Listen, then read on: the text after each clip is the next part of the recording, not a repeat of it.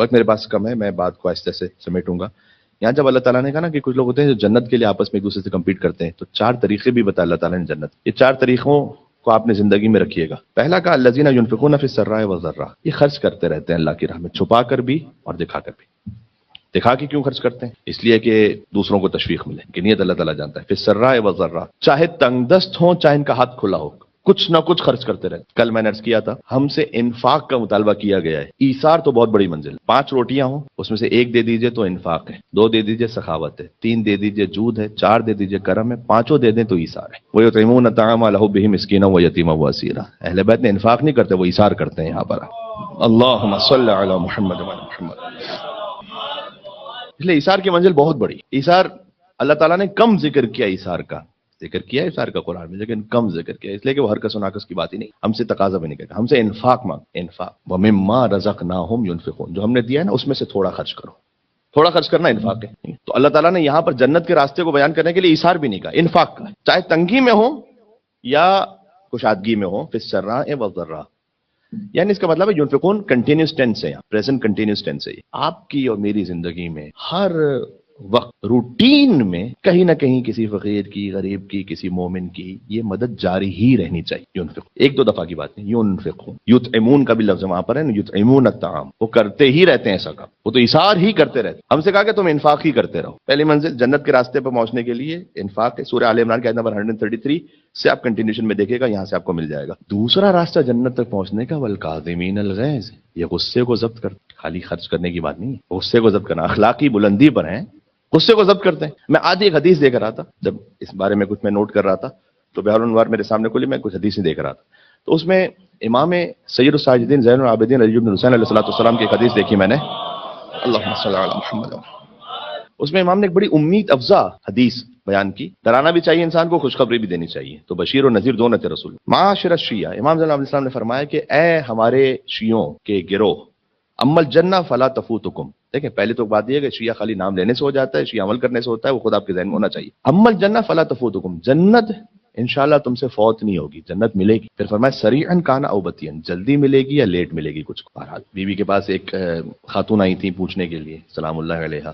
بیوی کے پاس جب وہ خاتون، ان کے شوہر نے بھیجا تھا کہ بیوی سے پوچھ کر آنا کہ ہم آپ کے شیعہ ہیں یا نہیں. بیوی نے کہا کہ تم شیعہ اس وقت ہو کہ جب ہماری باتوں پہ عمل کرو، جب جن سے ہم نے کہا رک جاؤ تو رک جاؤ. اور جب خاتون واپس گئے تو شوہر نے کہا کہ ہاں، بیوی سے کہے گا کہ یہ تو ہے لیکن یہ تو بڑا سخت ہے، تو ہم کہیں نہ کہیں کوتاہی کرتے ہیں. اس کا بیوی نے جواب یہ دیا تھا کہ جب تم سے کوتاہی ہوتی ہے تو کبھی اللہ تمہیں سختی میں ڈال کے، کبھی کسی مرض میں مبتلا کر ان کوتاہیوں کو دھو دیتا ہے. حضور مکرم شخص کے پاس گئے، بخار ہو رہا تھا اسے بہت. حضور نے کہا طہور، طاہر ہو رہے ہو. اس کا مطلب ہے کہ انسان علاج نہ کرے. ڈاکٹر صاحبان تشریف فرمائے، آپ بتائیے علاج بھی کیجیے. اور اللہ تعالیٰ نے کہا ہے کہ آپ اپنے بدن کا خیال رکھیں. لیکن بہرحال کہیں نہ کہیں سے آپ کبھی دیکھتے ہیں کہ سنتے ہیں کہ اس وقت بڑا وائرل ہے، کچھ انفیکشن چلا ہوا ہے وائرل. ٹھیک ہے، اب آپ کتنی بھی احتیاط کر لیں کبھی مبتلا ہو جاتے ہیں. تو جو مبتلا ہو جاتے ہیں اس کا علاج بھی آپ کیجیے. لیکن یہ جو 5-6 دن 7 دن کی سختی آپ سہتے ہیں، اللہ سبحانہ و تعالیٰ طاہر کر رہا ہوتا ہے آپ کو گناہوں سے، یہاں پر خطاؤں سے معاف کر رہا ہوتا ہے. اللہ سبحانہ و تعالیٰ ہمارے گناہوں کو معاف فرمائے. ایک اور مل کے صلوات بھیجے گا محمد وعلی محمد علیہ السلام پر. اللہم صلی علی محمد وعلی محمد. تو حضرت سیدہ سلام اللہ علیہ نے فرمایا کہ کچھ ہوں گے کہ جو کسی سختی سے، کبھی کسی بیماری میں مبتلا ہو گئے، مرض میں، کبھی فرمائے بی بی نے برزخ میں، اور کبھی کچھ وقت کے لیے جہنم میں. اوہو یہ بڑا سخت ہے. ہر جتنا ڈیلے ہوتا جائے گا اتنا سخت ہے.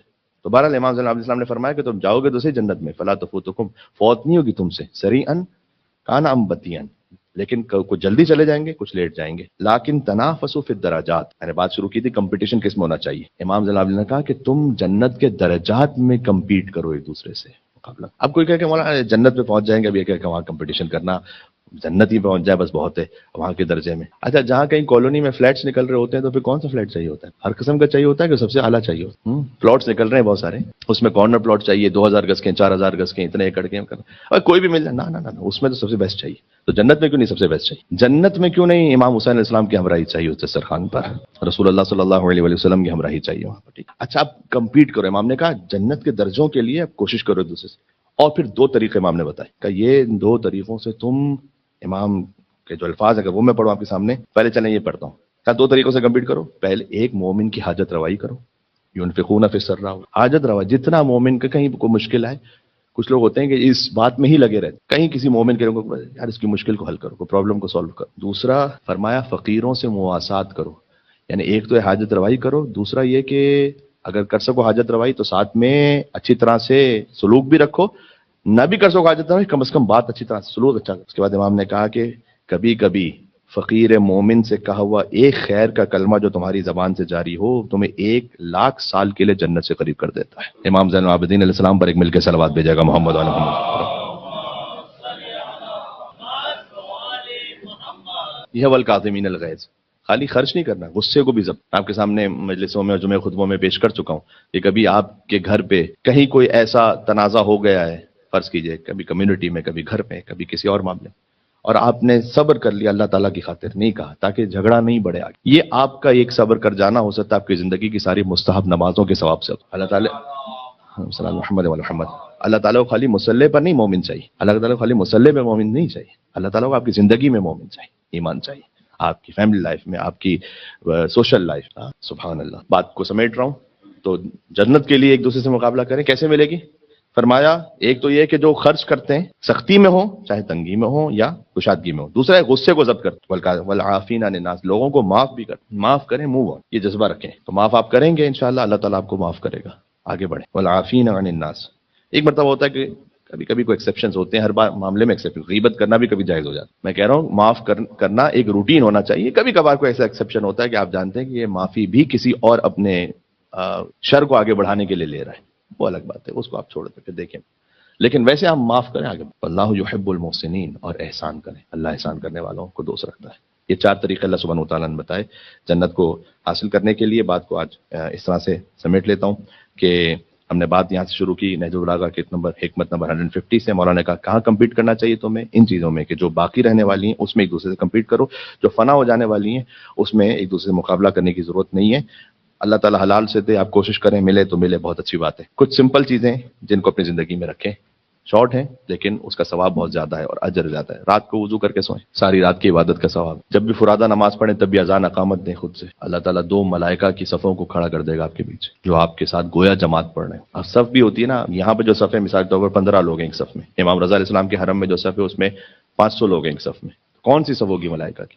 فرمایا مشرق سے مغرب تک، مشرق سے مغرب تک اللہ سبحانہ وتعالیٰ صفوں کو لگا دے گا ملائکہ کی۔ اذان اقامت دیں، رات کو سورہ حشر کی تلاوت کریں، یہ بھی شاید کبھی اس پہ ہماری بات نہیں ہوئی، کبھی بات کروں گا میں۔ رات کو سورہ حشر پڑھ، اس سے کافی زندگی میں نورانیت آتی ہے۔ خود آیت اللہ خمینی نے بھی جب اپنے بیٹے کو جو خط لکھا تھا اس میں بھی سورہ حشر کو پڑھنے کی تاکید کی تھی، اور مرحوم آیت اللہ سید ابراہیم محلاتی ان کی بھی زندگی کا واقعہ ہے کہ وہ رات کو سورۃ الحشر پڑھا کرتے تھے، اور جب یہاں پر پہنچے کہ واللہ الذی لا الہ الا هو الملک القدوس السلام المؤمن المہیمن العزیز الجبار المتکبر، السلام پہ پہنچے اور جان نکل گئی سلامتی کے ساتھ۔ جس کا جس بات سے انس ہوگا نا وقت آخر، وہی اس کی زبان پر ہوگا اور اسی کیفیت میں وہ جائے گا دنیا سے، یہ بات ذہن میں رکھیے گا۔ اس کا حشر نشر اسی کے ساتھ۔ ایک کتاب ہے، میں کبھی اسے پڑھوں گا، آوائے رحیل، فارسی زبان میں ہے، اور آیت اللہ کریمی جہرمی کی کتاب ہے، اس میں انہوں نے جمع کیا ہے ان سب لوگوں کی موت کو، بڑے بڑے مشہور لوگ وقت آخر کیا کہتے ہوئے گئے، اچھا برا سب جمع کیا۔ کچھ ایسے بھی ہیں اس میں وقت آخر بھی گالیاں دیتے ہوئے گئے، کیونکہ زندگی بھر اسی سے انس رہا ہے۔ جو زندگی بھر آپ نے کیا ہے اور جو زبان سے کہا ہے وہ بالآخر کہیں نہ وہ ظاہر ہوتا ہے۔ آیت اللہ مرشد نجفی زیارت جامع کبیرہ کے بہت پابند، بیٹے کے بیان کرتے ہیں کہ وہ نماز پڑھ کر آئے، بی بی معصومہ قوم کے حرم سے گھر میں پہنچے، کہتے ہیں میری طبیعت تھوڑی سی اس وقت سیٹل نہیں ہے، اندر سے کچھ اضطراب ہے، میں زیارت جامع کبیرہ پڑھتا ہوں۔ زیارت جامع کبیرہ پڑھتے پڑھتے بکم بدا اللہ و بکم یختم، خدا آپ سے شروع کرتا ہے، اہل بیت آپ ہی پر ختم کرتا ہے، یہ جملہ کا زندگی ختم ہو، موت ہو گئی وہیں پر۔ جس کا جس سے انس ہے وہ اس کی زبان پہ جاری ہو جائے انشاءاللہ۔ اللہ سبحانہ و تعالی ہماری موت کو، میں یوں کہوں کہ حق پر، ایمان پر، نعمتوں کے ساتھ قرار دے انشاءاللہ سے، پروردگار حضرت حجت کے ظہور پر نور میں تعجیل فرما۔